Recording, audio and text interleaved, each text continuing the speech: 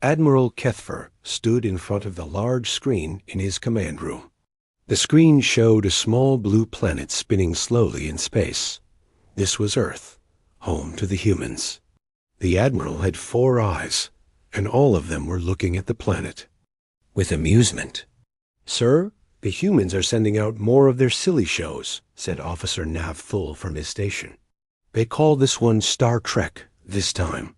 The Admiral made a sound that was like laughter for his species.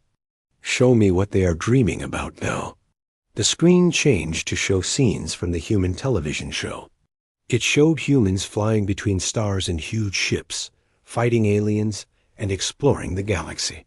The Zephyrian officers in the command room all found this very funny. "Look at them," Admiral Kethfer said. "They think they can travel faster than light. They think they can fight wars in space. But they cannot even reach their own moon without their rockets exploding half the time." The Zephyrian Empire had been watching Earth for over 50 years.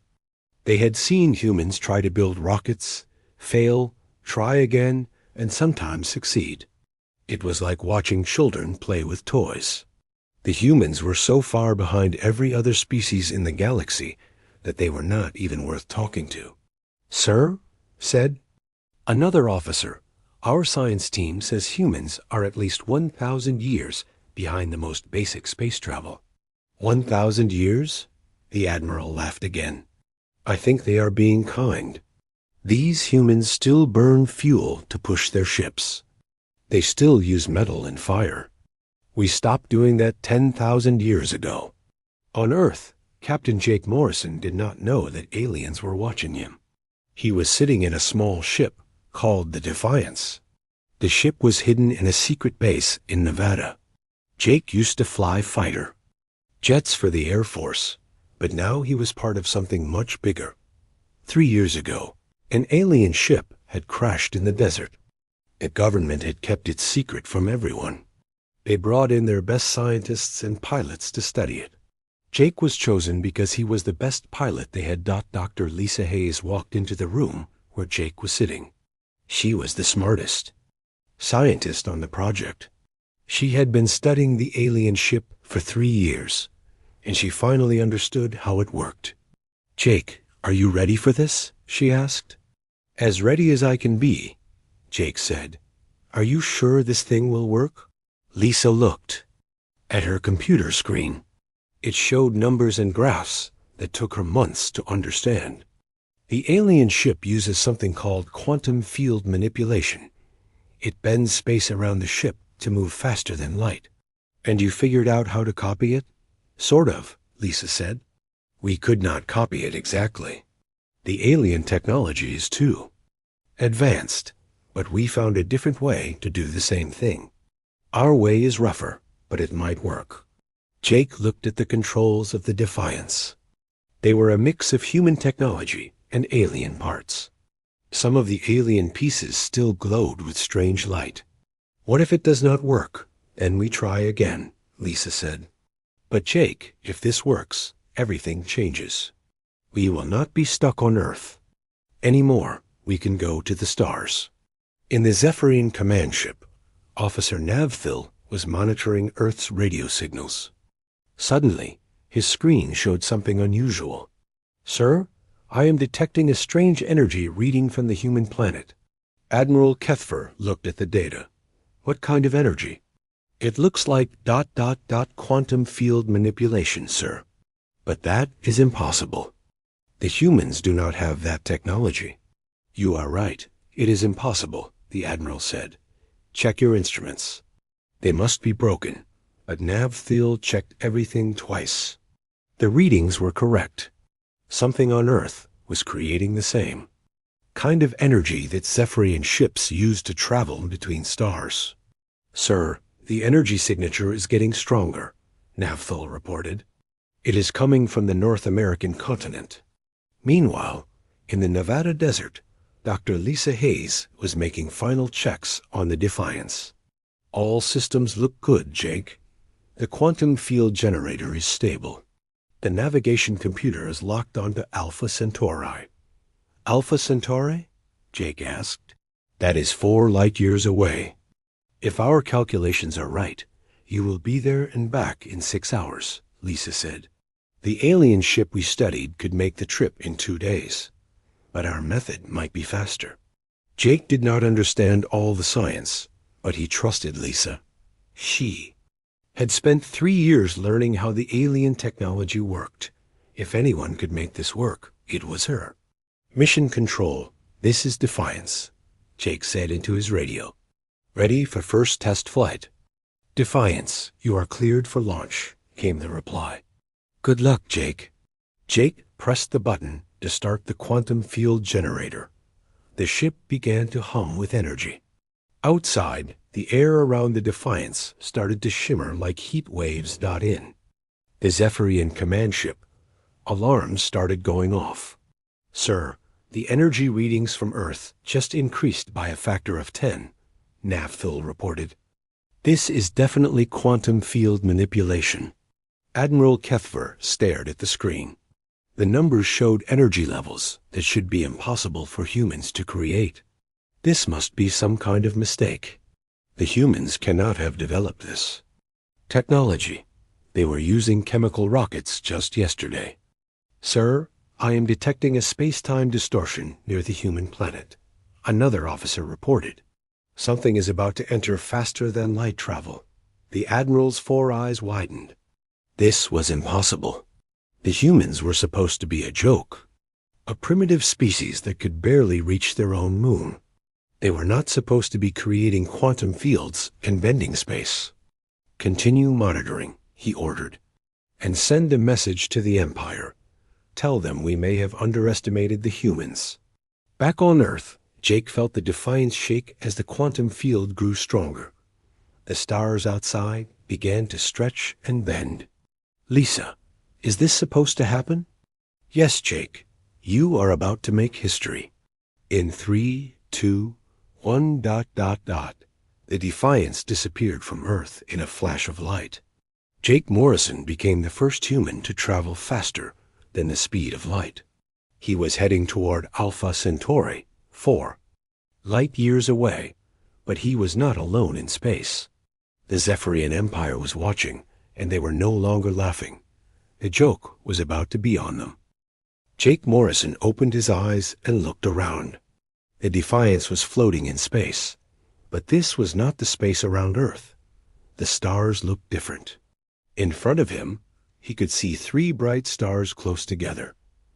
He had made it to Alpha Centauri. This is impossible, he whispered to himself. According to his clock, only 3 hours had passed since he left Earth, but he was now 4 light years away from home. Jake pressed the button on his radio. Mission Control, this is Defiance. Do you read me?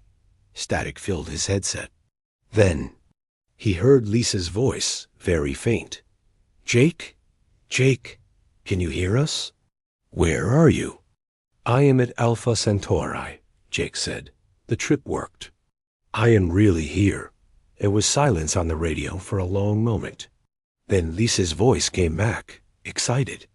Jake, you need to come back right now. We need to see the data from your ship. Jake programmed the navigation computer to return to Earth. The quantum field generator started humming again. The stars stretched and bent, and 3 hours later, he was back in Nevada. Doctor Lisa Hayes was waiting for him when he climbed out of the Defiance. She had a tablet in her hands, and she was looking at numbers that made no sense. Jake, according to our instruments, you just traveled 8 light years in 6 hours, she said. That is impossible. But I did it, Jake said. I saw the Alpha Centauri system. I was really there. Lisa looked at the data again. The alien ship we studied could make that trip in 2 days, but you did it in 6 hours. Our method is not just working. It is working better than the original alien technology. General Robert Clark arrived at the base 2 hours later. He was the head of all secret military space projects. He looked at the data from Jake's flight and shook his head. Dr. Hayes, explain to me how this is possible. he said. Lisa pulled up charts on her computer. The alien ship we studied uses quantum field manipulation. It creates a bubble around the ship that bends space. The ship does not actually move faster than light. Space moves around it. And our version does the same thing? No, sir. We could not copy their technology exactly. It was too advanced. So we found a different way to do the same job. Their method is like using a precision tool. Our method is like using a hammer. General Clark raised his eyebrows. And the hammer works better? Much better, Lisa said. The alien ship needs huge amounts of energy to create their quantum field. Our ship uses 1/10 the energy and goes 3 times faster. How is that possible? Lisa smiled. We think it is because we do not understand the science well enough to know it should not work. We built something that should be impossible, but it works anyway. Meanwhile, in the Zephyrian command ship, Admiral Kethvar was reading reports that made him very worried. The energy readings from Earth had appeared, lasted for 6 hours, and then stopped. During those 6 hours, something had traveled from Earth to Alpha Centauri and back. Nav-Thale, confirm these readings, he ordered. Sir, I have checked them 5 times. The humans achieved faster-than-light travel, and they did it faster than our best ships. Admiral Kethvar had been in space for over 200 years. He had seen many species develop space travel, but none of them had gone from chemical rockets to faster-than-light travel in just 3 years. Send a message to the Empire, he said. Tell them we need scientists to study this. The humans have developed something we do not understand. Back on Earth, General Clark was making phone calls to very important people. Within hours, he was in a meeting with President Karen Walsh and the leaders of every major country. Ladies and gentlemen, General Clark said, we have achieved faster-than-light travel. But that is not the most important news. What is the most important news? Asked President Walsh. The most important news is that we are not alone. The technology we copied came from an alien ship. There are other species out there, and they have been watching us. The room fell silent. Everyone was thinking the same thing. If there were aliens out there, were they friendly or hostile? General, what do you recommend? President Walsh asked. We need to build more ships, General Clark said. If there are hostile aliens out there, we need to be able to defend ourselves. And if there are friendly aliens, we need to be able to meet them as equals. How many ships can we build with this new technology? With our current resources, we could build 100 ships in the next year, General Clark said. But if we use all of our industrial capacity, we could build 500. The decision was made quickly. Every major country agreed to work together to build a fleet of faster-than-light ships. The human race was going to the stars. Dr. Lisa Hayes was put in charge of improving the technology. She worked 18 hours a day, trying to understand how their impossible engine worked. The more she studied it, the more amazed she became. Jake, look at this, she said, showing him her latest findings. We accidentally discovered something that even the aliens do not know about. What do you mean? The alien ship we studied was designed to be safe and efficient. But our version is designed to be simple and powerful. We do not have all the safety systems the aliens use. That is why we can go faster with less energy. Jake looked at the data. Is that dangerous? Probably, Lisa said. But it also means we can do things the aliens cannot do. We can build smaller ships that go faster. We can build bigger ships that carry more weapons. We can build ships that do things the aliens think are impossible. As the weeks passed, human shipyards worked around the clock. The first new ship was called the Horizon. It was twice as big as the Defiance and could carry a crew of 50 people. Captain Alex Turner was chosen to command the Horizon. He was a Navy officer who who had commanded submarines. The military leaders thought submarine experience would be useful for space travel. "Dr. Hayes, what can this ship do?" Captain Turner asked. "It can travel to any star within 50 light years and less." "Then a day," Lisa said. "It has sensors that can detect other ships from 1,000,000 miles away, and it has weapons." "What kind of weapons?" "Quantum torpedoes. They can punch through any armor we know about. We designed them based on the alien technology, but again, we made them simpler and more powerful." The Horizon launched on its first mission 2 months after Jake's historic flight. Its job was to explore nearby star systems and look for signs of alien activity. What Captain Turner found changed everything.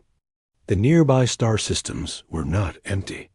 They were full of alien ships, alien bases, and alien civilizations. And all of them belonged to something called the Zephyrian Empire. "Mission Control, this is Horizon," Captain Turner reported. "We have found them. There are hundreds of alien ships out here, and they are all watching Earth." The joke was over. The humans had gone from being a source of entertainment to being a potential threat. And the Zephyrian Empire was about to find out what humans could do when they decided to fight back. The galaxy was about to change forever. Captain Alex Turner stared at his screens in amazement. The Horizon had just entered the Kepler 442 system, 22 light years from Earth. What he saw there made him realize that humans were not alone in the galaxy, that there were alien ships everywhere. Big ones, small ones, ships that looked like they were built for war, and ships that looked like they were built for exploration. All of them had the same design, smooth, curved metal that gleamed in the light of the system's star. "Commander, we are receiving a transmission," reported Lieutenant Steve Parker from the communications station. "Put it on the main screen." Alex said that the screen showed an alien face. It had 4 eyes, blue skin, and a mouth full of sharp teeth. When it spoke, the ship's computer translated its words into English. "Unknown vessel, you are in Zephyrian space. You must leave immediately or be destroyed." Alex looked at his crew. They were all staring at the screen with wide eyes. This was the first time any human had spoken to an alien. "Open a channel," Alex ordered. "Channel open, sir. This is Captain Alex Turner of the Earthship Horizon. We are on a peaceful mission of exploration. We mean no harm to anyone." The alien's 4 eyes blinked slowly. "Earth? You are the primitive species from the 3rd planet of the Sol system?" "We are from Earth, yes. But we are not primitive anymore." The alien made a sound. That might have been laughter. "You have chemical rockets and nuclear weapons. You cannot even reach your own moon reliably. You are primitives." Alex felt anger rising in his chest. "We reached your star system, did we not?" "Impossible. You do not have the technology for interstellar travel. And yet here we are," Alex said. "Now we would like to open peaceful relations with your empire." The alien's expression changed. The amusement left its face. "You will return to your planet immediately. If any more Earth ships enter our space, we will destroy them." The transmission ended. Alex looked at his crew. "Well, that could have gone better." "Sir, should we return to Earth?" asked Lieutenant Parker. "Not yet. We need to learn more about these aliens first. Set course for the edge of the system. Keep our distance, but I want to study their ships." Back on Earth, the news of first contact with aliens caused panic in some places and celebration in others. President Karen Walsh called an emergency meeting of the United Nations. "Fellow leaders," she said, "we have made contact with an alien empire. They have made it clear that they consider us inferior and want us to stay on our planet." "What do?" "We do?" asked the President of Russia. "We do what humans have always done when faced with bullies," President Walsh said. "We stand up to them The vote was close, but the decision was made. Earth would not bow to alien demands. Instead, they would build more ships and defend their right to explore the galaxy. Dr. Lisa Hayes was working harder than ever. The government wanted her to design bigger, faster, more powerful ships. She was happy to do it. "Jake, look at these new designs," she said, showing him blueprints on her computer. "This ship can carry 200 people. This one can carry 500. And this one is built specifically for combat." Jake studied the plans. The combat ship looked mean and dangerous. "What kind of weapons does it have?" "Quantum torpedoes, plasma cannons, and something new I call a warp disruptor. It can stop other ships from entering faster-than-light travel." "How many ships can we build?" "With every country working together, we can build one ship per day. In a year, we will have a fleet of 300 ships." Meanwhile, in the Zephyrian command ship, Admiral Kethver was reading intelligence reports that made him very worried. The humans were not retreating to their planet. Instead, they were building ships at an incredible rate. "Sir, our spies report that the humans now have 25 faster-than-light ships," reported Navthul. "They are building them faster than any species in recorded history. How is that possible?" The Admiral asked. "The humans use something called mass production. They build many ships at the same time, using automated systems. Most species build ships one at a time, carefully and eyeing. Slowly, the humans build them like they are making toys." Admiral Kethvor had studied human history. He knew that humans had a talent for building things quickly when they needed to. In their last great war, they had built thousands of aircraft and ships in just a few years. "What about the quality of their ships?" he asked. "Sir, that is the disturbing part. Our scientists have analyzed the energy signatures of their ships. They appear to be superior to our own technology." "Superior? How can a primitive species build superior ships?" "We do not know, sir. But their ships are faster, use less energy, and appear to be more heavily armed than ours." The Admiral made a decision that would change the course of galactic history. "Send a message to the Empire. Tell them we need the Grand Fleet. We are going to end this human problem before it gets worse." On Earth, Captain Jake Morrison was given command of the new flagship, the Defiance II. It was 10 times larger than his original ship and carried a crew of 300. "Jake, this ship is the most advanced thing humanity has ever built," Lisa told him. "It can travel 100 light years in a single day. It has weapons that can destroy a planet. And it has shields that can stop anything the aliens can throw at you." "Are you sure about that last part?" Jake asked. "No," Lisa admitted. "We have never tested our shields against alien weapons. But our computer models say they should work." Jake looked at the other ships in the human fleet. There were 50 of them now, all bigger and more powerful than anything humanity had built before. The crews were the best people from every country. On Earth. "Lisa, do you think we can win if it comes to war?" "I think we have advantages the aliens do not expect," she said. "They have been doing things the same way for thousands of years. We do things differently. Sometimes different is better." The first test of human technology came when Captain Danny Rodriguez encountered a Zephyrian patrol in the Ross 128 system. 3 alien ships surrounded his ship, the Explorer, and demanded his surrender. "This is Captain Rodriguez of the Earthship Explorer. We are on a peaceful mission and have no intention of surrendering." The lead alien ship fired its main weapon. It was a beam of energy that could destroy any ship in the galaxy.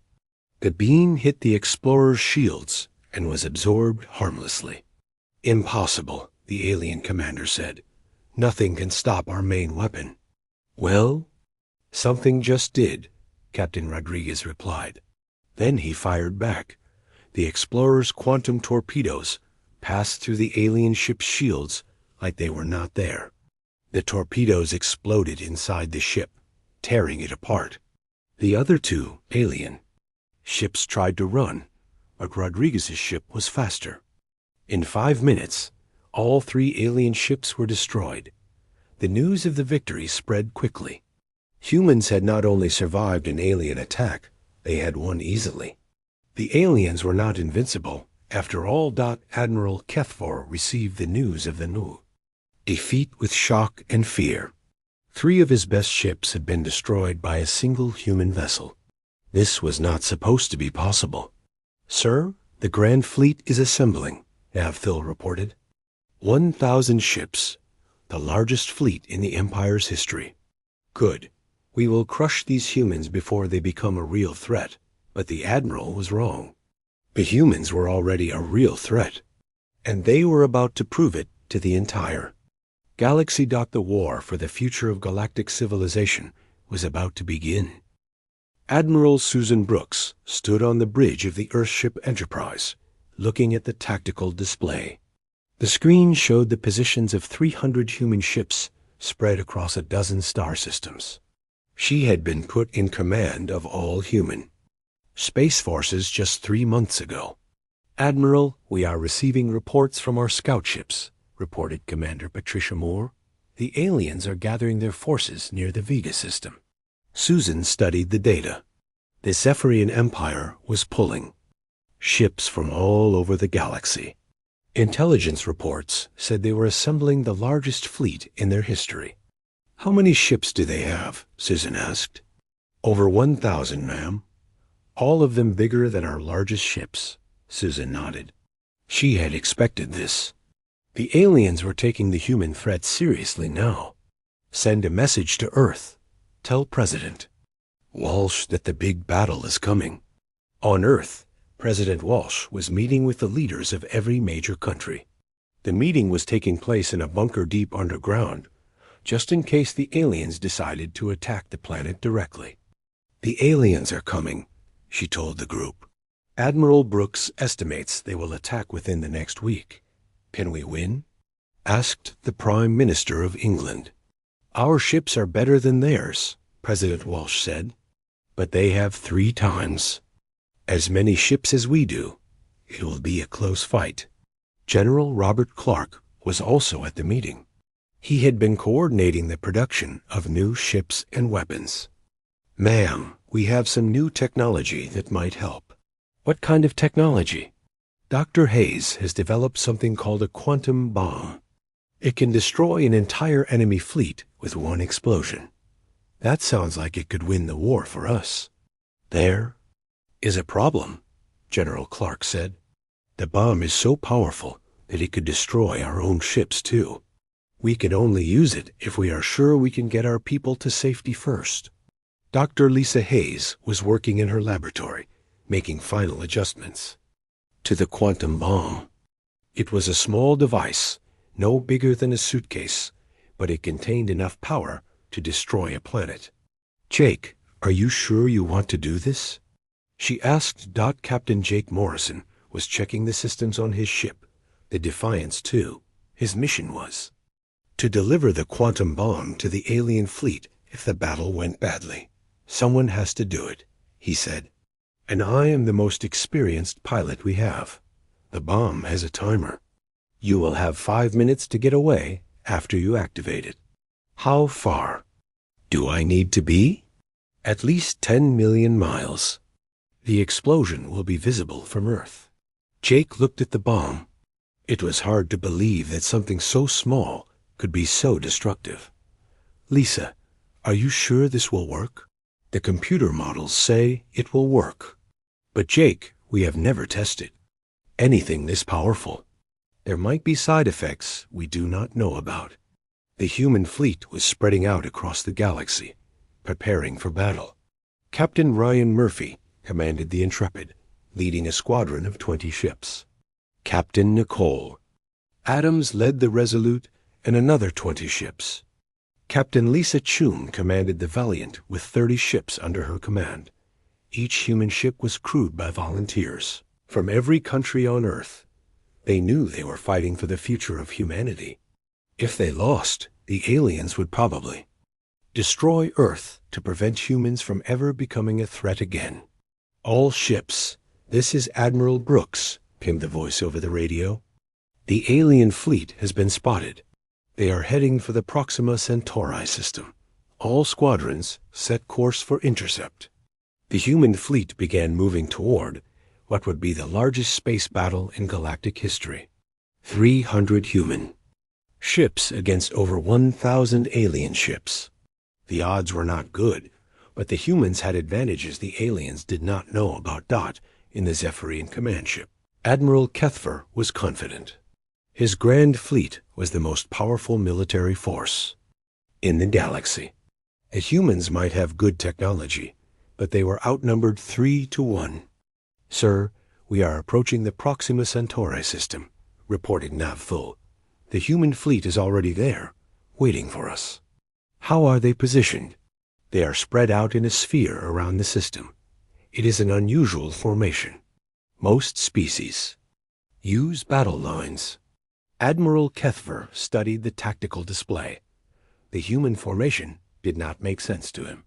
In traditional space warfare, fleets lined up and fired at each other until one side was destroyed.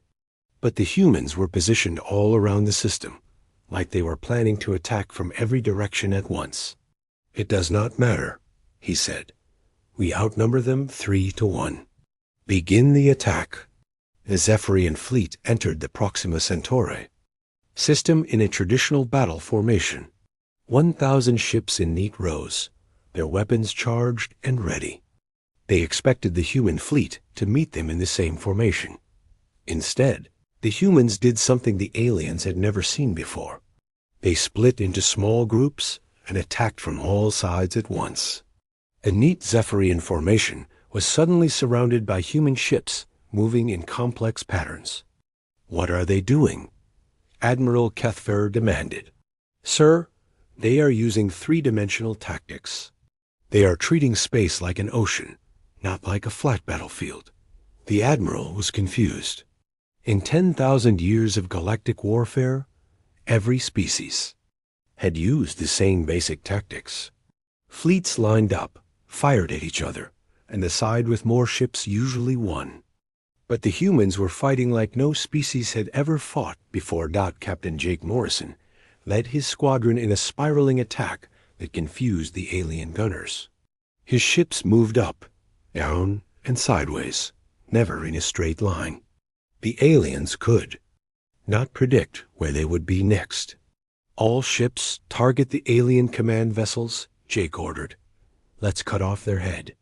The human quantum torpedoes were devastatingly effective. They passed through alien shields and armor like they were not there. Each torpedo destroyed whatever it hit. The alien ships had no defense against them. Admiral Kethver watched in horror as his fleet was torn apart by the strange human tactics. His ships were being destroyed faster than he could count them. Sir, we have lost over 200 ships in the first 10 minutes, Navthul reported. The humans have only lost 12. This is impossible. How can primitives fight like this? Sir, I do not think they are primitives anymore. The battle raged for 3 hours. The humans used tactics that the aliens had never seen. They attacked in waves, retreated, regrouped, and attacked again. They moved in 3 dimensions, using the entire solar system as their battlefield. Captain Nicole Adams led her squadron in a flanking attack that destroyed 50 alien ships in minutes. Captain Ryan Murphy used his ship's superior speed to hit the alien fleet from behind.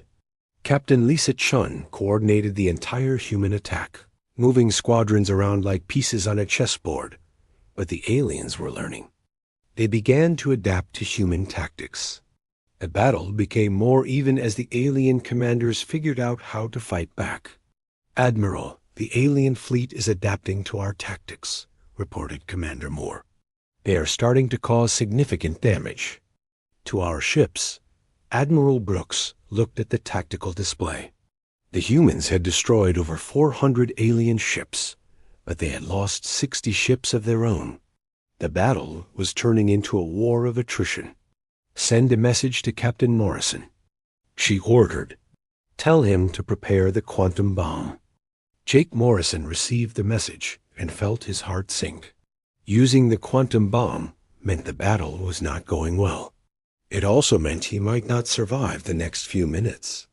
"Lisa, I am activating the bomb," he said into his radio. "Jake, remember, you have 5 minutes to get clear. Do not try to be a hero."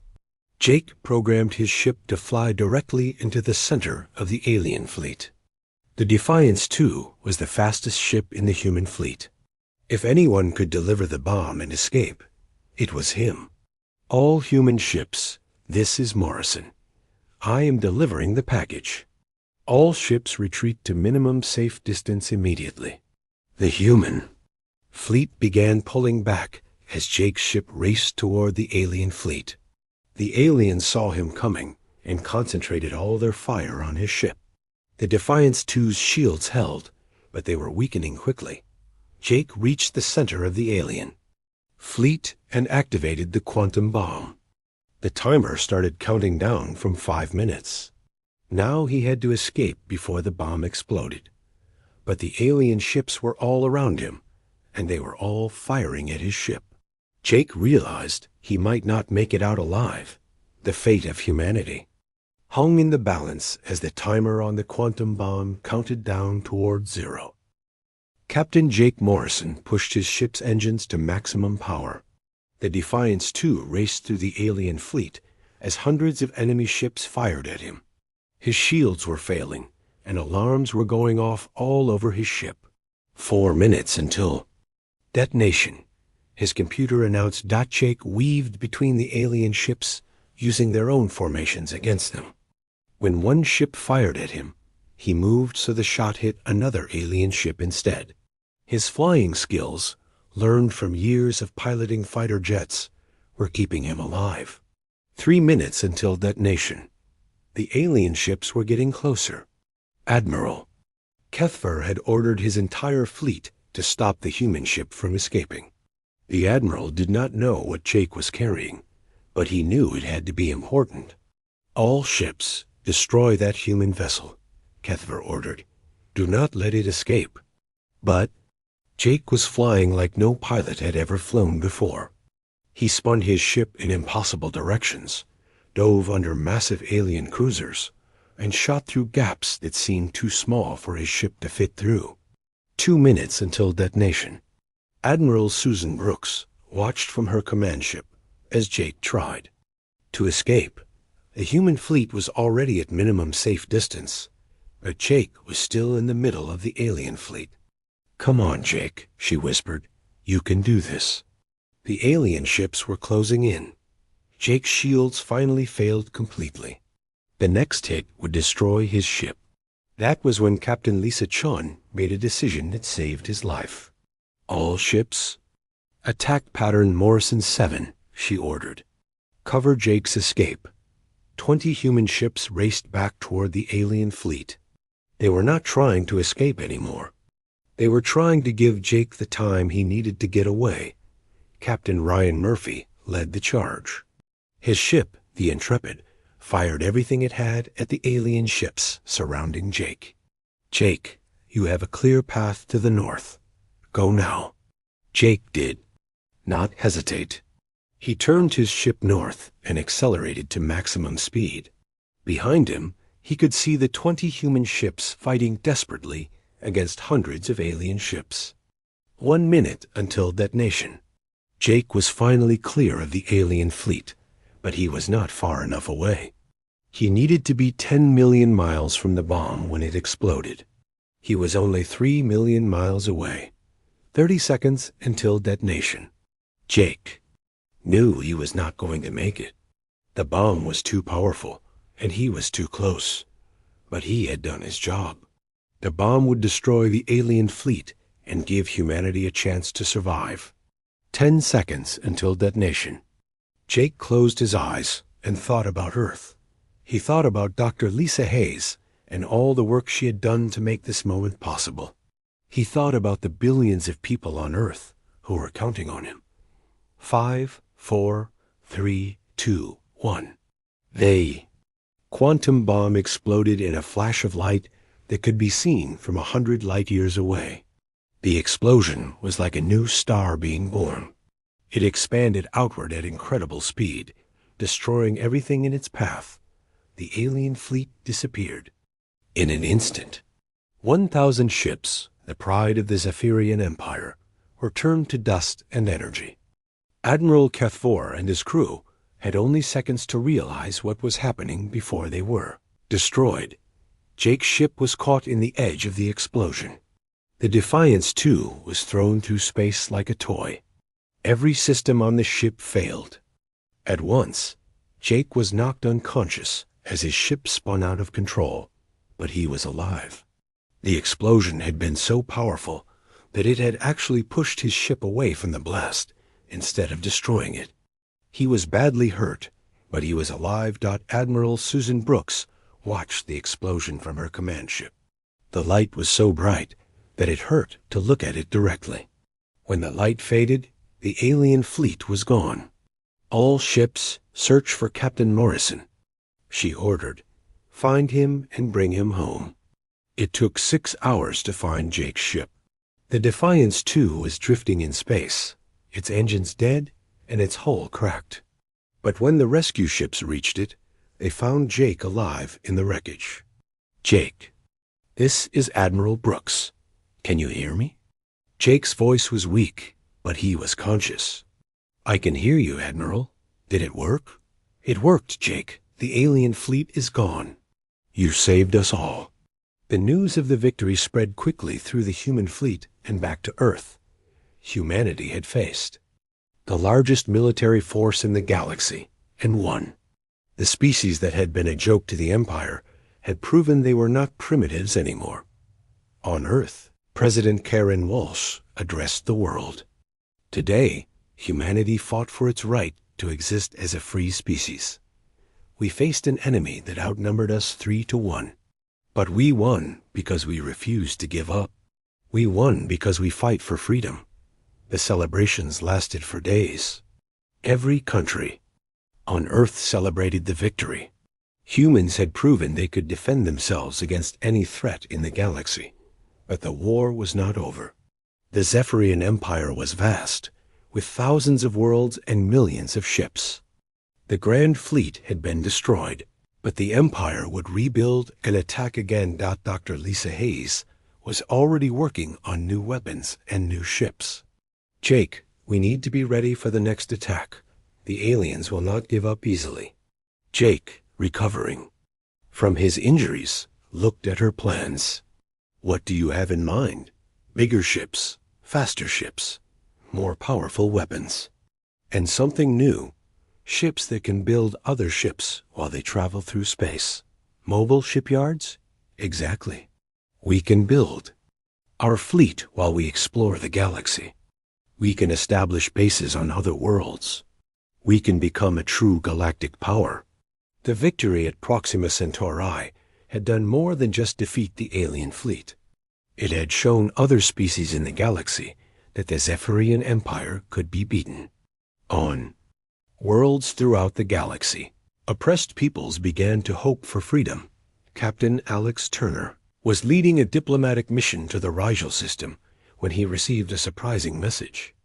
"Captain, we are being contacted by a species called the Altarians. They want to meet with us." The Altarians were a peaceful species that had been conquered by the Zephyrians 50 years ago. They had heard about the human victory and wanted to join the fight for freedom. "Captain Turner, we have been slaves to the Empire for too long," said the Altarian leader. "Your victory has given us hope. Will you help us fight for our freedom?" Alex looked at his crew. This was not what they had expected when they left Earth. They had come to explore the galaxy, but now they were being asked to lead a revolution. "We will help you," Alex said. "But we need to know about other species that want to be free." The Altarian leader smiled. "Captain, there are hundreds of species that hate the Empire. You have started something that will spread across the galaxy." Within months, the human fleet was growing faster than ever before. New ships were being built, not just on Earth, but on dozens of worlds across the galaxy. Species that had been enemies for centuries were working together to fight the Empire. Admiral Susan Brooks found herself commanding not just human ships, but ships from 20 different species. The fleet that had started with 300 human ships now numbered over 2,000 vessels. "Admiral, we are receiving reports from across the galaxy," reported Commander Patricia Moore. "The Empire is losing control of entire sectors. There. Ships are being destroyed by rebel fleets using human technology." Susan looked at the tactical display. The galaxy was changing. The Zephyrian Empire, which had ruled for thousands of years, was falling apart. And it was all because humans had refused to accept their place as an inferior species. "Send a message to Earth," Susan ordered.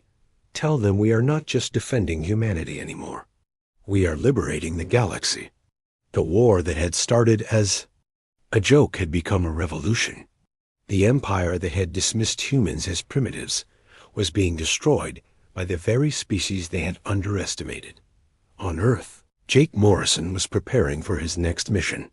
His injuries had healed, and he was ready to return to space. Dr. Lisa Hayes had built him a new ship, even more advanced than the Defiance II. "Jake, this ship can do things that would have been impossible a year ago," she said. "It can travel 1,000 light years in a single day. It has weapons that can destroy entire fleets. And it has something special. It can make other ships surrender without firing a shot." "How does it do that?" "It broadcasts a signal that disables enemy weapons and engines. We call it the Mercy Beam. It lets us capture enemy ships instead of destroying them." Jake looked at his new ship. It was called the Liberation, and it was beautiful. "What is my mission?" "Your mission is to find the Zephyrian home world and end this war once and for all." The journey to the Zephyrian home world took Jake through dozens of star systems. In each system, he found the same thing: rebel fleets using human technology to fight for freedom. The galaxy was at war, and humanity was winning. When Jake finally reached the Zephyrian homeworld, he found it defended by the last remaining ships of the Empire. But these ships were old and weak compared to human technology. "This is Captain Jake Morrison of the Earthship Liberation," he broadcast to the enemy fleet. "You are surrounded and outnumbered. Surrender now, and we will treat you with mercy." The Zephyrian commander's response was defiant. "We will never surrender to primitives." "Then you have made your choice," Jake said. He activated the Mercy Beam. The Zephyrian ships suddenly found their weapons and engines disabled. They were helpless, floating in space like dead metal. Jake's fleet surrounded them, and the war was over. The Zephyrian Empire, which had ruled the galaxy for 10,000 years, surrendered to the species they had once considered a joke. The galaxy was free, and humanity had led the way to F. Captain John Miller stood on the bridge of the Earth Alliance vessel Horizon, watching the stars through the massive viewscreen. His dark blue uniform was perfectly pressed, his posture straight and alert. After 20 years in space, he still felt a thrill every time they approached a new star system. "Captain, we're receiving the welcome transmission from the Galactic Confederation Station," said Communications Officer Diane Foster. Her fingers moved quickly across her console. "They're providing docking instructions now." Miller nodded. "Very good. Helm, follow their approach vector. Lieutenant Wright, prepare the diplomatic team." Lieutenant Susan Wright stood from her tactical station. She was tall, with short blonde hair and eyes that missed nothing. "Yes, sir. The team is already assembled in the shuttle bay." This mission was historic. Humanity's first official meeting with the Galactic Confederation after decades of distant observation. Earth had developed faster than light travel only 30 years ago, and in that time, they had explored nearby systems and established a few colonies, but they were newcomers to a galactic community that had existed for thousands of years. Miller felt the weight of responsibility on his shoulders. The future of human expansion depended on this meeting going well. "I'll join the diplomatic team," Miller said. "Commander Rivera, you have the bridge." Commander Rivera, a steady presence with salt and pepper hair, nodded solemnly. "Good luck, Captain." Miller took the elevator down to the shuttle bay where 12 officers in formal dress uniforms waited. Among them was Dr. Kevin Phillips, Earth's leading xenobiologist and the official head of the diplomatic mission. "Nervous, Captain?" Phillips asked with a small smile. "Cautiously optimistic," Miller replied. "Something about this all feels rushed." Phillips shrugged. "They've been watching us for decades. Perhaps they finally decided we're worth talking to." The team boarded the shuttle, and Miller took a seat near the front. As they departed the horizon, he got his first good look at the Confederation station. It was enormous, at least 5 times the size of Earth's largest space station. Its design resembled a silver snowflake with dozens of docking arms extending from a central hub. "Impressive," Wright whispered from beside him. "Very," Miller agreed. "But notice the weapons emplacements? There are hundreds of them." Wright's eyes narrowed as she scanned the station more carefully. Defensive capability far beyond what they described in their briefing materials. "Keep your eyes open," Miller said quietly. "Something doesn't feel right." The shuttle docked smoothly, and after a brief pressurization sequence, they were greeted by a delegation of aliens. The leader was a Zalaxian, a tall, slender being with pale blue skin, 4 arms, and large dark eyes. He wore flowing robes of silver and blue. "Welcome, humans of Earth," the Zalaxian said through a translation device. "I am Ambassador Zextral. We are honored by your presence." Miller noticed something odd in the ambassador's demeanor, a mixture of deference and what seemed almost like fear. That made no sense. Earth's technology was far behind the Confederation's. They should be viewed as primitive newcomers, not equals to be feared. The human delegation was led through gleaming corridors to a large meeting chamber. Representatives from at least 20 different species sat around a massive circular table. Miller noticed that several seats remained empty. "Were others expected?" Dr. Phillips asked. Ambassador Zexitral's 4 hands made a complicated gesture. "Some delegations expressed concerns about meeting humans directly. They will observe remotely." Miller and Wright exchanged glances. Why would advanced civilizations fear meeting humans? The formal reception began with speeches and introductions. Dr. Phillips presented information about Earth and human culture, while representatives from various alien species explained their roles in the Confederation. Miller was only half listening, his attention drawn to the growing tension in the room. Several of the aliens kept staring at the humans with expressions that his instincts read as fear. He was about to whisper his concerns to Wright when alarms blared throughout the station. "Security breach in Sector 7 through 9, announced a computerized voice in multiple languages. "Hostile boarding in progress." Ambassador Zexitral's blue skin paled to nearly white. "Draconites," he whispered. "The radical faction has found us." The chamber doors burst open and 7 reptilian warriors charged in. They were massive, covered in scales and armor, with powerful tails and clawed hands that held energy weapons. "Death to the peace talkers," the lead Draconite roared. "And death to the sleeping gods." The aliens around the table scattered in panic. The Draconites raised their weapons, targeting the defenseless diplomats. Without thinking, Miller launched himself across the room. He moved with a speed that surprised even him, tackling one of the Draconite warriors to the ground. The alien was twice his size and weight, yet Miller held him down with unexpected strength. Across the room, Lieutenant Wright had drawn her standard-issue sidearm. With impossible precision, she fired 3 shots in rapid succession, hitting the weapons of 3 different Draconites and causing them to explode. The remaining security forces, a mixture of robotic guards and armed representatives, managed to subdue the rest of the attackers. When the brief but violent skirmish ended, Miller stood up, breathing hard. The room had fallen completely silent. Every alien was staring at the humans with undisguised shock and fear. Ambassador Zexitral approached Miller slowly, his forearms held out in what seemed to be a gesture of supplication. "The legends were true," he whispered, loud enough for everyone to hear. "The war gods have awakened." Miller looked at his hands, confused. "What are you talking about?" "We just reacted to the threat." The ambassador trembled. "No human should be able to move that fast or with such strength. Your lieutenant's accuracy defies probability." Dr. Phillips stepped forward. "Ambassador, I assure you we're just normal humans who received standard military training." "No," said another alien representative, a small being with insect-like features. "We have studied your species for decades. What you just displayed exceeds your known physical limitations by at least 3 times. Before Miller could respond, a communication officer rushed into the room. "Ambassador, we're receiving urgent messages from across the Confederation. Word of the incident has already spread." "How is that possible?" Miller asked. "It just happened." "Subspace. Communications," Wright said quietly.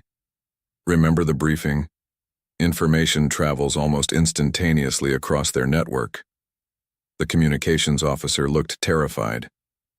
7 species have already withdrawn their diplomatic missions to Earth. 12 others are requesting immediate protection agreements. Miller turned to Ambassador Zexitral. "I demand an explanation. Why are we being called war gods? Why is everyone suddenly afraid of us?" The ambassador's large eyes blinked slowly. "Captain Miller, there is much about your own species that you do not know. History that was hidden from you." "What history?" Dr. Phillips demanded. "It is not my place to tell you," Zextral said. "But now that you have revealed yourselves, others will come seeking either your protection or your destruction." He bowed deeply. The balance of power in the galaxy has just shifted dramatically. As Miller and his crew returned to their shuttle, they could feel the stares of hundreds of aliens watching them from every corridor and chamber. Word had spread through the entire station. "Captain," Wright said quietly, "what just happened in there?"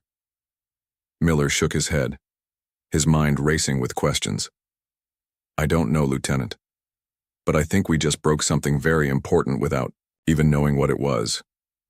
As the shuttle departed for the horizon, Miller looked back at the massive station. He couldn't shake the feeling that humanity had just stepped onto a much larger stage than they had ever imagined, and that they were somehow expected to know their lines in a play they'd never rehearsed. Dr. Alice Bennett brushed red dust from her knees as she stood up in the Martian cave. The beam from her headlamp cut through the darkness, illuminating the strange markings on the wall. She had been working in this cave system for 3 weeks, but only today had her team broken through to this hidden chamber. "Sam, come look at this," she called to her research assistant. Sam Wilson hurried over, his eyes widening as the light revealed the cave wall. "Are those hieroglyphs?" Alice nodded, her heart racing with excitement. The wall was covered with symbols and images that clearly showed intelligent design. Most striking were the figures of bipedal beings, humans, standing tall with raised arms. From their hands came jagged lines representing fire or lightning. Around them lay the forms of monstrous creatures. "This changes everything," Alice whispered.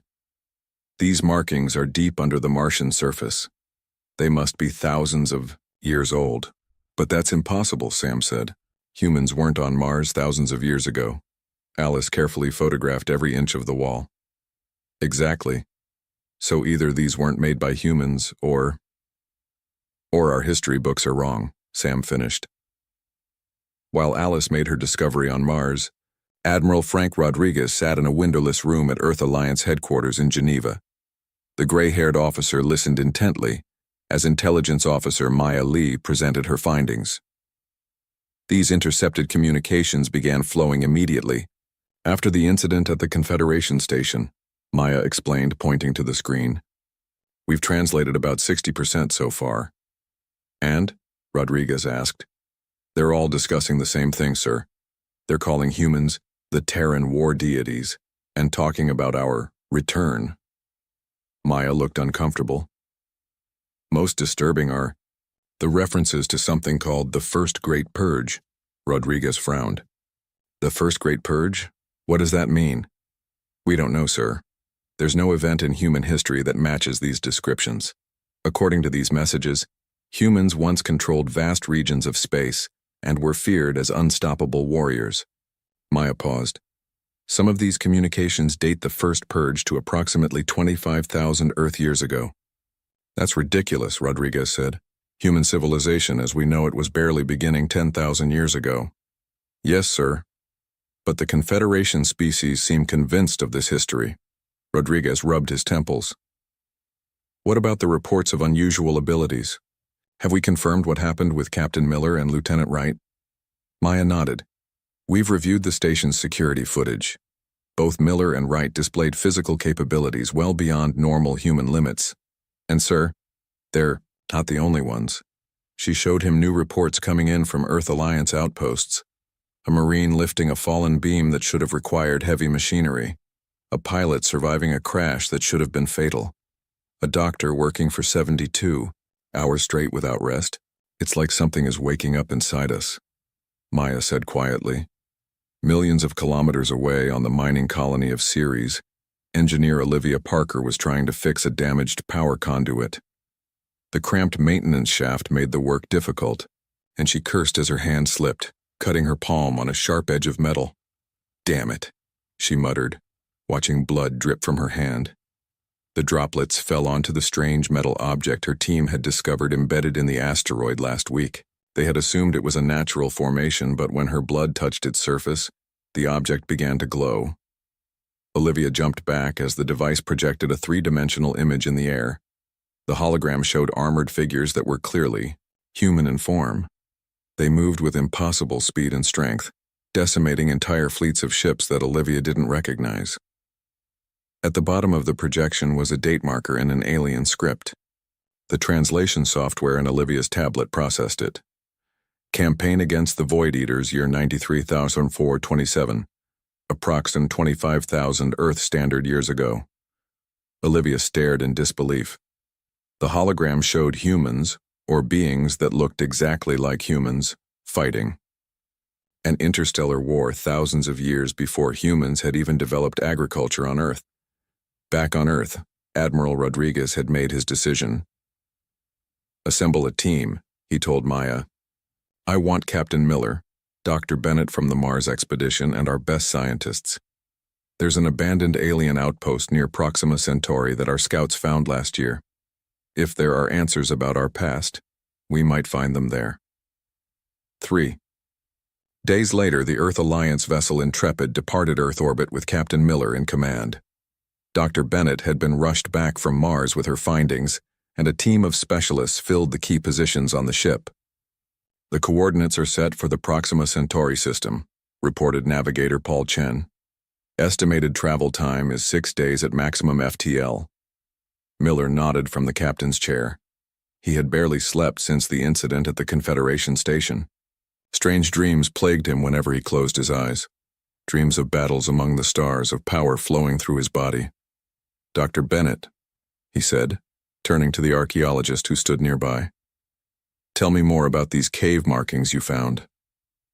Alice pulled up images on the main screen. The hieroglyphs show human-like figures using powers against monstrous enemies. Carbon dating puts them at over 15,000 years old. Lieutenant Wright, who had insisted on joining the mission, studied the images. Those creatures look like the Void Eaters mentioned in the hologram that Engineer Parker found on Ceres. There's something else, Alice added. I found this repeated symbol that our translation AI identifies as meaning guardians or protectors. It's always associated with the human figures. Miller frowned. Not conquerors, but protectors? That's what it suggests, Alice confirmed. But protectors of what? And why don't we remember any of this? The ship's AI interrupted them. Captain, we're receiving a priority transmission from Earth. Admiral Rodriguez reports that 17 more incidents of enhanced human abilities have been recorded in the past 24 hours.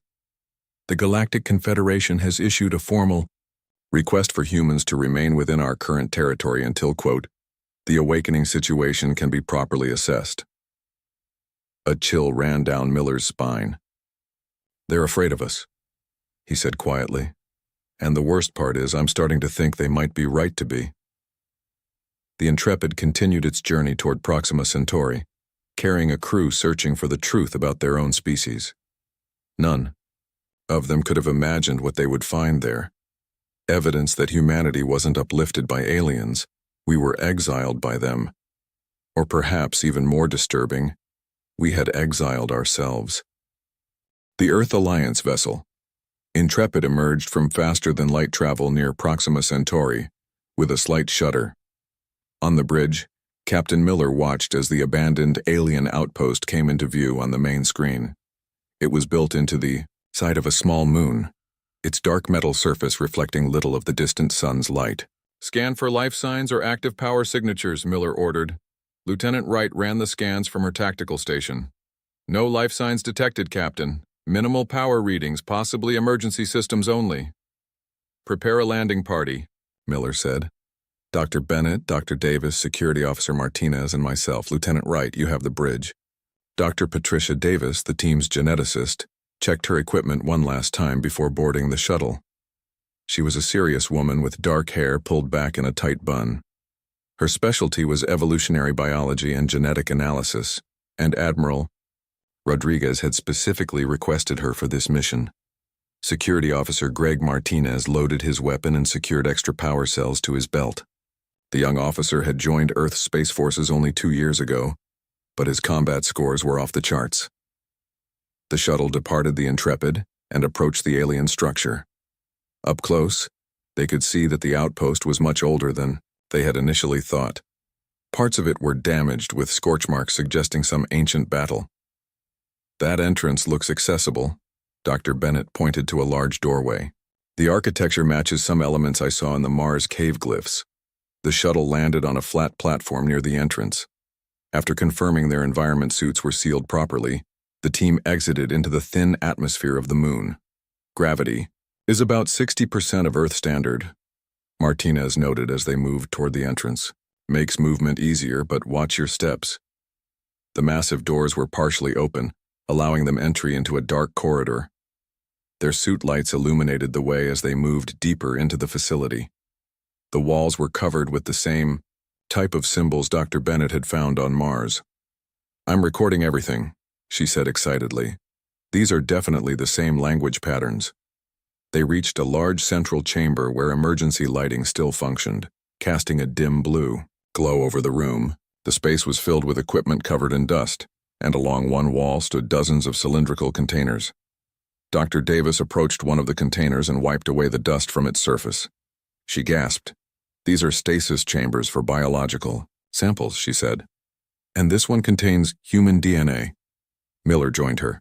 "Are you certain?" "The labeling is clear and my scanner confirms it," Davis replied. "Captain, these samples are ancient. The dating system suggests they're at least 50,000 years old." "That's impossible," Miller said. "Humans as we know them weren't even fully evolved 50,000 years ago." Davis continued her analysis, moving from container to container. "These aren't just random samples. They're organized chronologically, showing what appears to be deliberate genetic modification over thousands of years." Dr. Bennett called from across the room. "I found a data terminal that still has power, if we can interface with it." Martinez helped her connect their translation device to the alien terminal. After several minutes of work, the screen flickered to life, displaying text and diagrams. "It's a research log," Bennett translated slowly. "They were studying human genetics, tracking changes to something called the warrior gene complex." Davis looked up sharply. "The warrior gene? That's a real genetic marker in humans. It's associated with aggression and combat readiness." Bennett continued reading. "According to this, humans once had a much more advanced version of this gene complex. It allowed for enhanced strength, speed, accelerated healing, and something translated as energy manipulation. Like the powers shown in the Mars glyphs," Miller said. "Yes," Bennett nodded. "But this log says the genes were deliberately suppressed through a program of selective modification. They engineered humans to forget their true abilities." While they were examining the terminal, Martinez wandered toward another section of the facility. He noticed a door that was slightly ajar and pushed it open. Inside was what looked like a weapons testing range. Curious, he stepped in for a closer look. The floor was unstable, and a section collapsed under his weight. Martinez fell, striking, his head against a metal beam. His helmet cracked and blood trickled down his forehead. "Martinez!" Miller shouted, rushing to the security officer's side. "Davis, get over here!" Dr. Davis hurried to assess Martinez's injury. "The cut isn't deep, but we need to seal his helmet." As they worked to help him, something strange began to happen. Martinez's breathing became rapid, his heart rate spiked, and his skin grew hot to the touch. "What's happening to him?" Miller asked, concerned. Davis scanned Martinez with her medical device. "His adrenaline levels are off the charts. It's triggering some kind of reaction in his cellular structure." Before, their eyes, the cut on Martinez's forehead began to seal itself. His muscles tensed and seemed to grow more defined. When he opened his eyes, they glowed with an inner light. With one fluid motion, Martinez stood up, lifting a piece of fallen debris that weighed at least 300 pounds, and tossing it aside as if it were nothing. "Martinez?" Miller said, cautiously. "Are you all right?" The security officer looked at his hands in wonder. "I feel different, stronger, like I've been sleeping my whole life and just woke up." The glow in his eyes faded after a few minutes, and though he remained stronger than before, the extreme enhancement seemed to diminish. The adrenaline spike must have temporarily deactivated the genetic suppressions, Dr. Davis theorized. The injury and danger triggered something dormant in his DNA. Martinez looked at her. "You mean this is what humans are really capable of?" "I need to get blood samples back to my lab," Davis said. "But based on what we're seeing here, yes, humans were engineered to forget their true nature." Back on Earth, similar awakenings had begun occurring worldwide. A firefighter lifted a collapsed beam to save a trapped child. A police officer moved with impossible speed to pull pedestrians from the path of a runaway vehicle. A doctor worked for 3 days straight without rest to save victims of a natural disaster. Each incident was triggered by stress, danger, or injury, situations where adrenaline flooded the body. In his office at Earth Alliance headquarters, Admiral Rodriguez received reports of each new case with growing concern. The Galactic Confederation had sent a formal message: control these manifestations or face quarantine. What they didn't share was their true fear, that humanity might fully remember its past as the galaxy's most feared warriors, engineered millennia, ago by the now extinct progenitors, to win a war against entities from another dimension that consumed entire planets. The Earth Alliance established containment protocols, but videos of ordinary people performing extraordinary feats had already leaked to the public. Speculation and fear spread rapidly. On the intrepid, Miller and his team prepared to return with their findings. As they boarded their shuttle, Dr. Bennett looked back at the ancient facility. "We were never the newcomers," she said quietly. "We're the ones who came back." Captain Miller stood before the Earth Alliance Council, his uniform crisp despite the exhaustion evident on his face. The council chamber was filled with military leaders and government officials, all anxious to hear his report on the Proxima Centauri findings. "The evidence is clear," Miller said. "Humans were not always limited to our current physical capabilities. The genetic research facility we found contains proof that our ancestors possessed enhanced strength, speed, healing, and other abilities that were deliberately suppressed." Admiral Rodriguez nodded grimly. "And these awakenings are increasing. Over 200 documented cases in the past week alone." The room erupted in worried conversations until Rodriguez raised his hand for silence. "The Galactic Confederation has issued an ultimatum," he continued. "Control these manifestations, or face quarantine." "They've positioned a fleet at the edge of our solar system as a show of force. They're afraid of us," Miller said. "But from what we've learned, they have reason to be." According to the records Dr. Bennett translated, humans were created as warriors by a species called the progenitors to fight in an ancient war. Dr. Bennett stepped forward, her red hair pulled back in a practical ponytail. "The war was against entities called the Void Eaters, beings from another dimension that consumed entire planets. The progenitors created humans as the ultimate soldiers. So why did they shut us down?" asked Defense Minister Clark. Dr. Davis answered, "The war ended. The Void Eaters were pushed back to their dimension. But then the progenitors faced a new problem. What to do with a species of super soldiers who no longer had an enemy to fight?" Miller looked around the room. "Rather than destroy us, they modified our genetics to suppress our abilities and placed us on Earth with limited technology. They essentially hit the reset button on human civilization." A heavy silence fell over the room as the implications sank in. "What about the progenitors?" someone asked. "Where are they now?" "Extinct," Dr. Bennett replied. "According to the records, they died out approximately 30,000 years ago, but they left behind guardians, automated systems designed to monitor humanity and ensure the genetic suppressions remained in place. And those systems are failing," Dr. Davis added, "either by design or decay over time." Admiral Rodriguez stood. "The question now is, how do we respond to the Confederation's ultimatum? If these awakenings continue, and our scientists believe they will, conflict seems inevitable." Miller took a deep breath. "I have a plan, Admiral. It's risky, but it might be our only chance for peace." 3 days later, Miller sat in Dr. Davis's laboratory as she prepared him for a controlled awakening procedure. "You understand the risks?" she asked, preparing an injection. "Once we trigger this, we don't know if we can reverse it." Miller nodded. "If I'm going to represent humanity to the Confederation Council, I need to understand what we're truly capable of. And they need to see that awakened humans can control these abilities." Dr. Bennett watched nervously from across the room. She had spent the past days deciphering more of the Mars hieroglyphs and had made a critical discovery. "I still think you should hear what I found before you do this," she said. "Tell me," Miller replied as Davis prepared the equipment. "The Mars glyphs don't portray humans as mindless berserkers," Bennett explained. "They show them as guardians, created to protect younger species until they could defend themselves. The texts suggest we weren't just warriors. We were protectors." Miller smiled.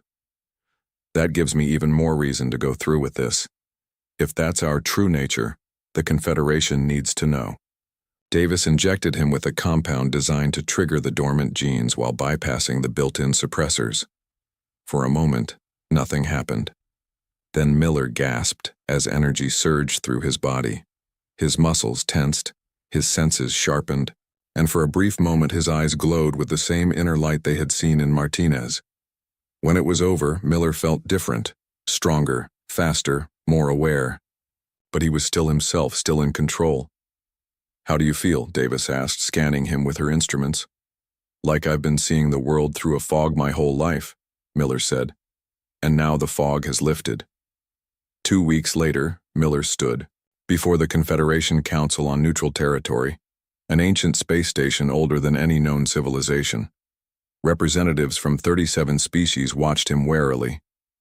"Humans have begun to remember what we once were," Miller told them. "But that doesn't mean we must become what you fear." Elder Ambassador Zexitral of the Zelaxians spoke. "Your kind were created as weapons of war. History tells us that when the war gods walked the stars, entire species trembled." "We were created for war," Miller acknowledged. "But we have evolved, beyond our original purpose. The Mars hieroglyphs show that humans served as protectors for younger species, not conquerors." Before the council could respond, alarms blared throughout the station. A faction of Draconites, the same species that had attacked during the first diplomatic meeting, had infiltrated the station with dozens of warriors. "Death to the peace talkers," their leader roared. "The war gods must never rise again." Chaos erupted as council members fled and security forces engaged the attackers. Miller activated his communicator. "Security team, move in," he ordered. Miller and his small team of 5 humans, all having undergone controlled awakenings, moved into action. What followed became legend across 1,000 worlds.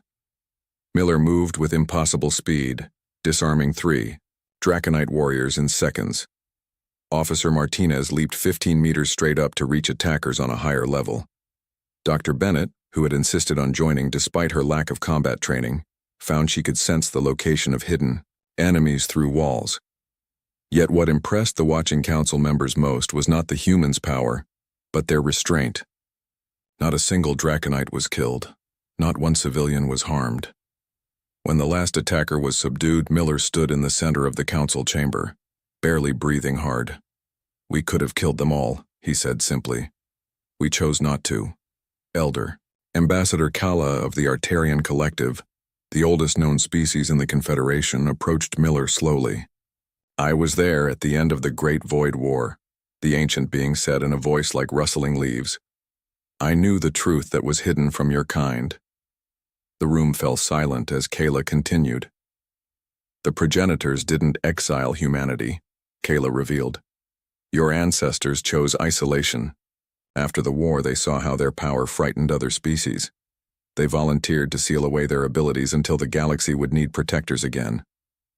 Miller stared at the ancient ambassador. "We chose this?" "The genetic locks were meant to be temporary," Kala confirmed. "A way for human culture to evolve without being defined solely by war. You were to awaken when needed again." "And now we're needed?" Miller asked. Kala gestured to the captured Draconites. "The void stirs once more, Captain Miller. The ancient enemy never truly left, and the galaxy will need its guardians again." As Miller processed this revelation, his communicator chirped with an urgent message from Earth. The awakenings had accelerated dramatically.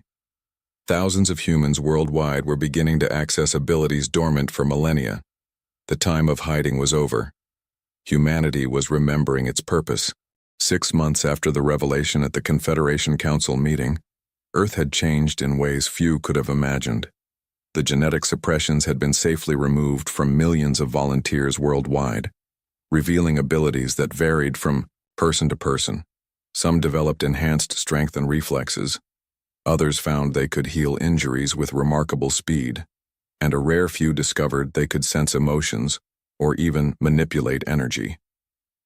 Admiral Miller, recently promoted from captain, stood at the window of his office in the new Guardian Corps headquarters in Geneva. The building had been constructed in just 3 months by awakened humans working together, a testament to their new capabilities. "The latest reports from the training centers, Admiral," said Lieutenant Wright, now Captain Wright, as she entered his office. Miller turned from the window. "How are the new recruits progressing?"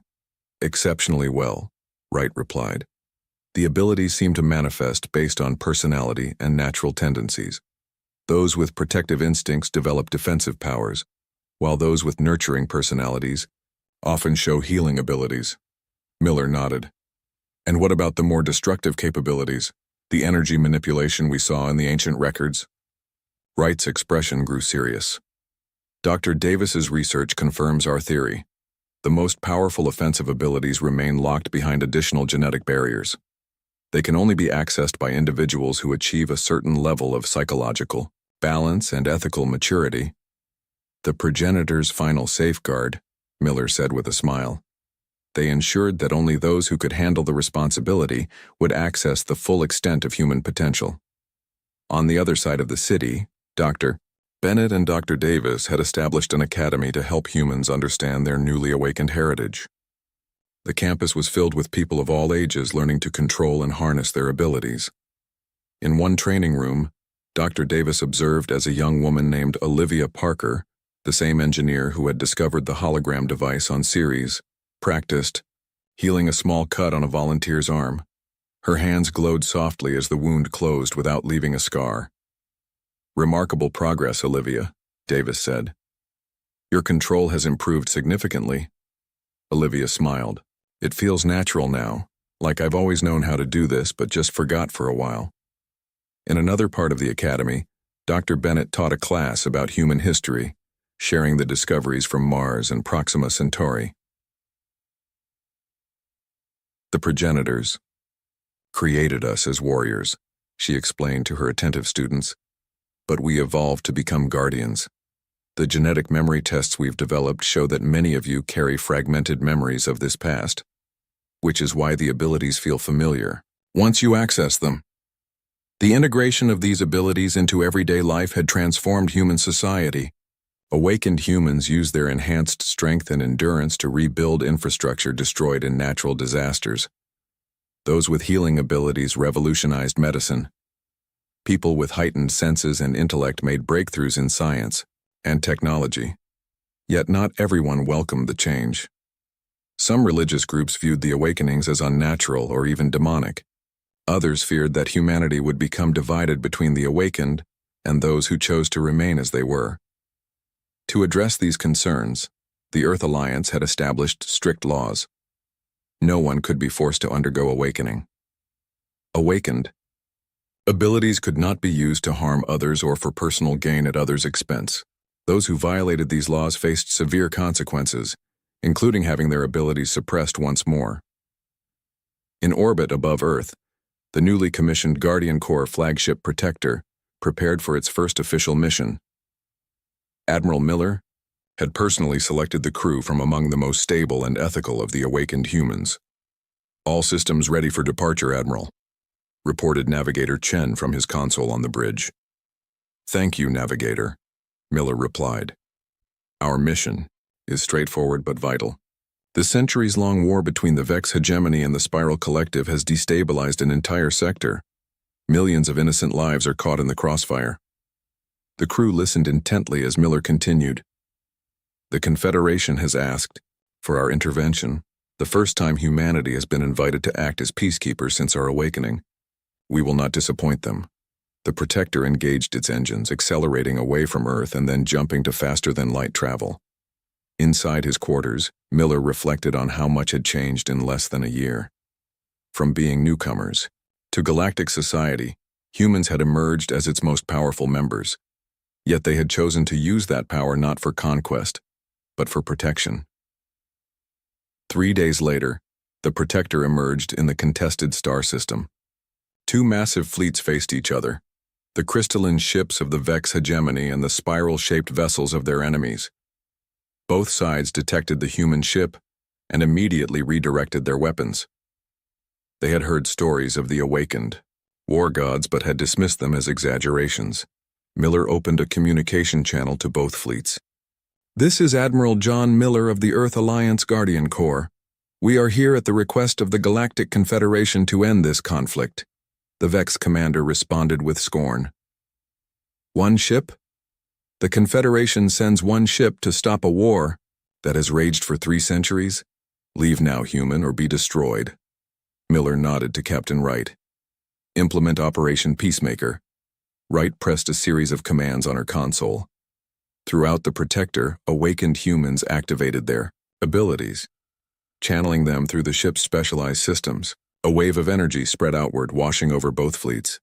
Ship after ship reported the same thing: weapon systems offline, engines functioning at minimal capacity. Neither fleet could fight or flee. "We were created for war," Miller broadcast to the stunned alien commanders. "But we choose to fight for peace. Your weapons have been temporarily disabled. Your representatives will board the neutral station in this system to begin peace negotiations under Confederation supervision." He paused, then added, "If you refuse, we will leave your ships as they are and depart. The choice is yours." Both commanders, faced with the undeniable demonstration of human power, agreed to the talks. Back on Earth, Dr. Bennett and Dr. Davis had made another breakthrough in their research. The genetic locks that kept the most destructive human abilities suppressed were not just safety measures, they were also protection against corruption from the void, the dimension from which the ancient enemy had come. "The progenitors were brilliant," Davis told her colleague. "They didn't just create warriors, they created beings who could resist the influence of the void while fighting it." Bennett nodded. "And they ensured that only those with the strongest ethical foundations could access the full range of abilities. It wasn't just about power, it was about wisdom." On a planet devastated by the Vex Spiral War, Captain Wright led a team of Guardian Corps members with healing and construction abilities. They moved through shattered cities, rescuing survivors and beginning the rebuilding process. As Wright used her enhanced strength to lift a collapsed building section, allowing trapped civilians to escape, a group of local children watched in awe. One small child with blue skin and 4 arms approached her cautiously. "Are you gods?" the child asked in their native language, which Wright's neural implant translated. Wright knelt to meet the child's eyes. "No," she answered with a gentle smile. "We're human. And now, finally, we know what that means." The child looked confused. "What does it mean?" Wright looked at her team members working to save lives and rebuild homes, then back to the child. "It means we protect those who need protection. We help those who need help. And we remember that with great power comes great responsibility." As the sun set on the devastated but now hopeful world, news spread throughout the galaxy. The war gods had returned not as conquerors but as the guardians they were always meant to be.